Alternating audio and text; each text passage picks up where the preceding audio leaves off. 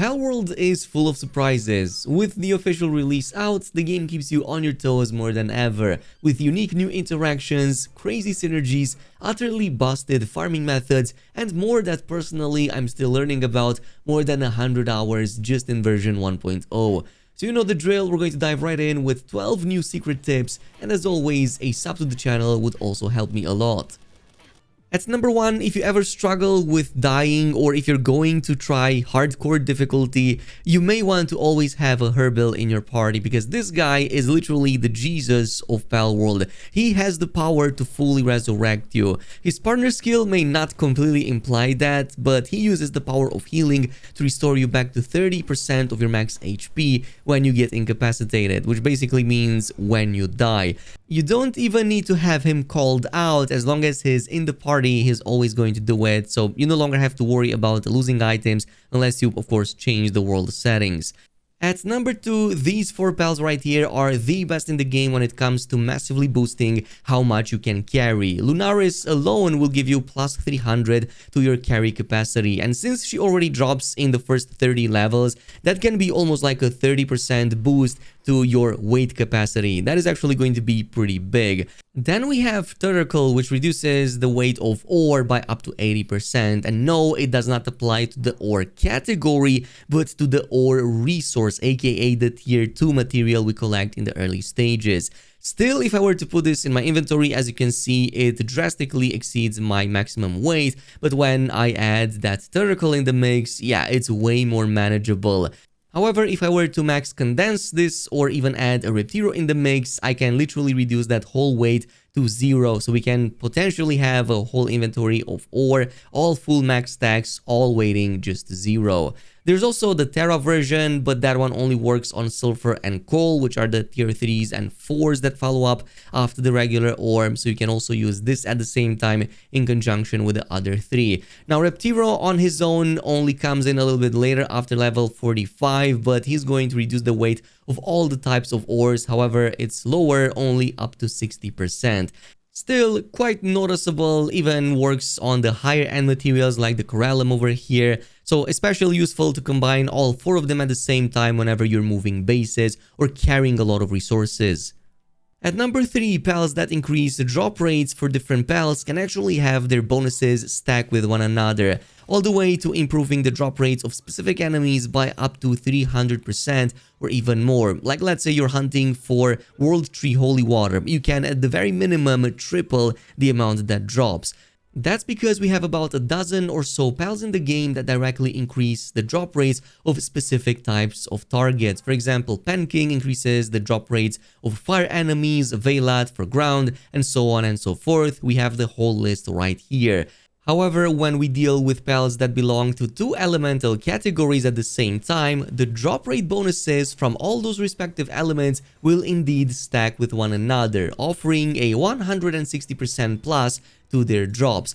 The 2 best examples of that are the pals Selene and Selen, both of which actually belong to both the dark as well as the neutral category at the same time, meaning that if we can get 2 different pals to boost the drop rates of both dark as well as neutral, we can actually stack them with one another.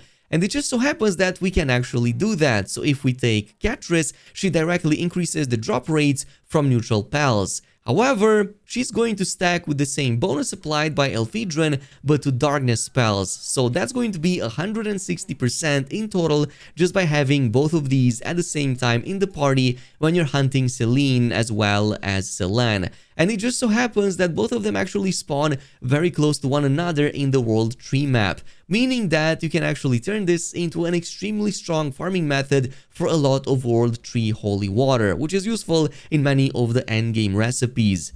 I actually went ahead and tested all of this, so if I were to not use any of those 2 and capture Selen, as you can see, the items she drops are in the range of 1 all the way to 3, with the exception of some of the artifacts which can drop all the way up to 5.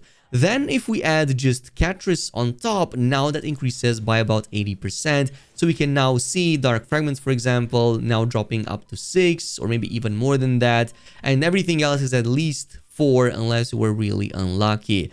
And then if we get Elphedrine in the mix as well, now you can see that there is an even bigger difference. So now we get a minimum of 8, 10, even more than that in all of these types of items that Celan can drop.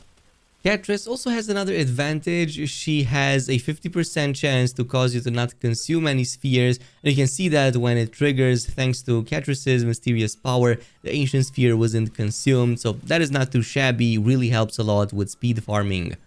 At number 4, we can make Zoe our friend, with some really interesting consequences. She's going to move on to the Desolate Church after you defeat her at the tower, and you can definitely work on making her your friend if you bring in a Grisbolt, but I'm not gonna do any of that. We can also just kidnap her right away.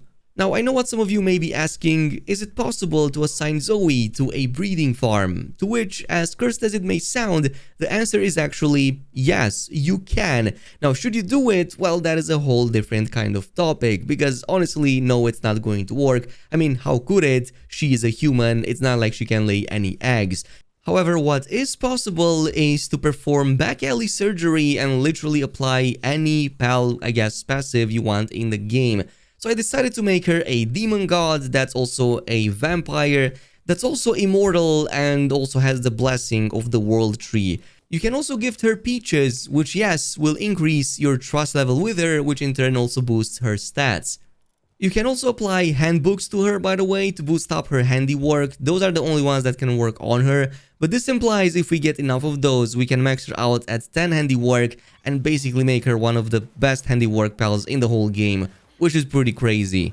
Speaking of crazy, at number 5, I can't believe they actually added back this interaction. This was actually present in the old trailers, but yes, you can electrocute the fishes in the game and make them forcefully appear at the surface. So this is going to only work if you have a Jolt Hog or anything similar to that. Basically, its mechanic is that when you throw it at a body of water now, it's going to electrocute it, and any fish caught inside will pretty much raise at the surface. So yes, this works even on the fishing pals. However, there are some limitations, unfortunately. So I went ahead and immediately tested this out in the world tree map against some of those green fish banks, and those are supposed to actually give you rainbow stats if you successfully fish them. In this case, if you use Jolt Hog, no, it's not going to work. They just randomly spawn a Fuwok, I guess a Turtle, and also a Panglet, and that is basically it. So every time I do it, no matter the location, these 3 seem to be the only one that spawn out of it. I guess that is the effect, but I'm kind of hoping that in the future they maybe changed a little bit. Maybe not quite make it OP to completely bypass fishing, but at the very least add some extra, on top. Maybe at least give us a chance to indeed get some of those rainbow passives even this way. At number 7, you're going to notice that a lot of the existing pal bosses in the game drop legendary schematics. At the very least, the almost top end ones, with the exception of the ancient variants, all the way until like Hexolite and whatnot. So for example, you can definitely create a farm surrounding that. Like in this case, I made one that just farms Palladius, and as you can see, he pretty much dropped the same, lightweight Hexolite armor, just like what the database already implies. But I also managed to get other blueprints of legendary quality from him that weren't even provided over there. So this is going to use one of the methods we talked about in yesterday's video with breeding perfect pals. Basically, we're going to use Bronchery and Bronchery Alpha to forcefully trigger any egg we pick to become a guaranteed alpha. Then we're going to combine this with a green tail, which is going to have a high chance to make us receive an extra egg when we collect. And then we're going to combine that with a vegetable cake, which doubles the eggs that are laid. So in total, we get 4 eggs instead of 1, and all of them are alpha.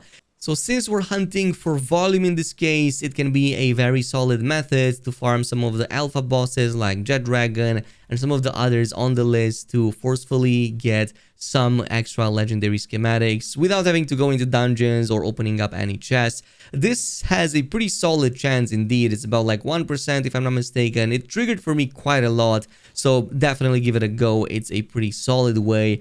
But it's only going to work on these tier schematics, so not the endgame ones. Which brings us to number 8 and another different farming method this time around for high-end crafting materials. There are 2 new passives in the game that help us with that: the Lavish, Hospitality, and the Service Minded. The tooltips read that your dropped items increase by 100% and 50% respectively, but what does this all mean? Well, your dropped items refers to the pal's items themselves, so in this case, any pal that has these passive skills on them will benefit from them when you either butcher them with the cleaver or with the disassembly line.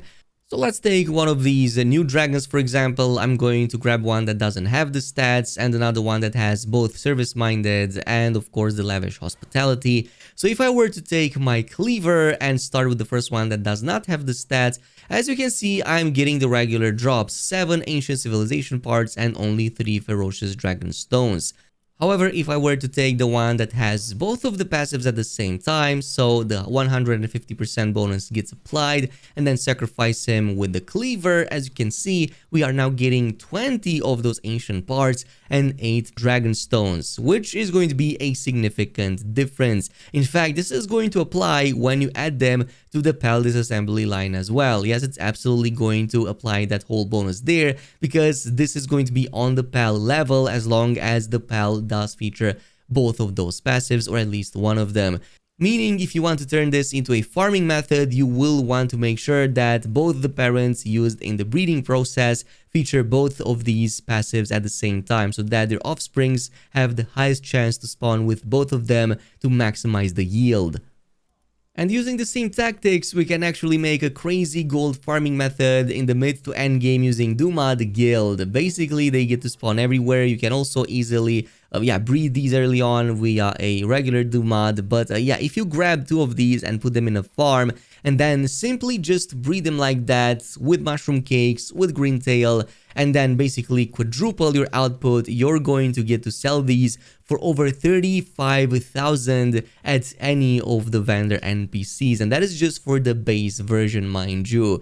If you want to go for even higher, if you bring them in party with you or happen to level them up somehow, at level 80 they sell for over 80,000 a pop, which is absolutely massive. But even with the regular 35k, that's still pretty huge. Now you can totally add noble and fine furs on top, and maybe even a philanthropist to the parents to increase the breeding rate by 100%. This way you can further bump that to about 40 to 50,000 for every single Dumad guild that you're selling. This means for a whole batch that only takes like a couple of minutes to complete, you can sell for about like 2 to 3 million, which is going to be crazy in the end game.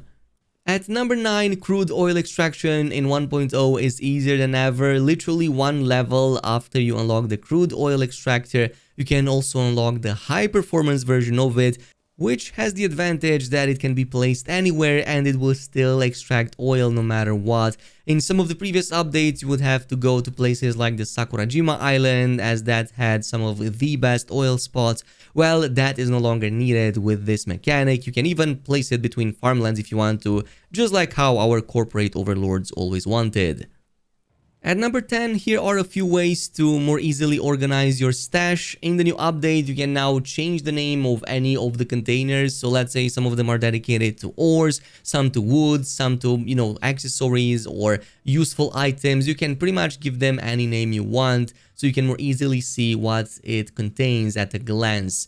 In addition to this, you can even paint them to make the process even quicker. Entering the build menu, if you press P, you can enter the paint mode and you can start pretty much painting whatever you like. So in this case, providing the proper color schemes depending on the type of material those chests hold.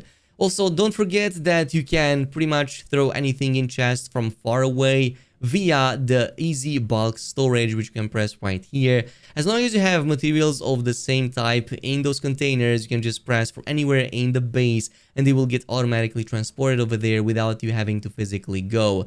Like you can see here in the case of the Spexolite, it's only when I place at least one in the inventory, then is when I can Wi-Fi throw it away with the bulk method. And of course, also don't forget that there are settings for each container, so you can pretty much restrict or enable which type of resource gets added over there or what type of item. Like at least having a few chests only designated to stone, ores and ingots may be a good idea, especially if you're doing a lot of crafting.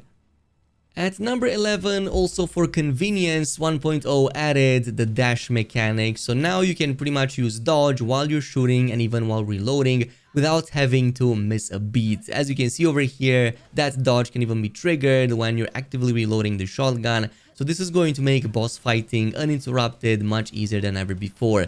Just remember that if you get tangled into vines, it's going to disable the dodge, and the same happens if you happen to end with very low stamina.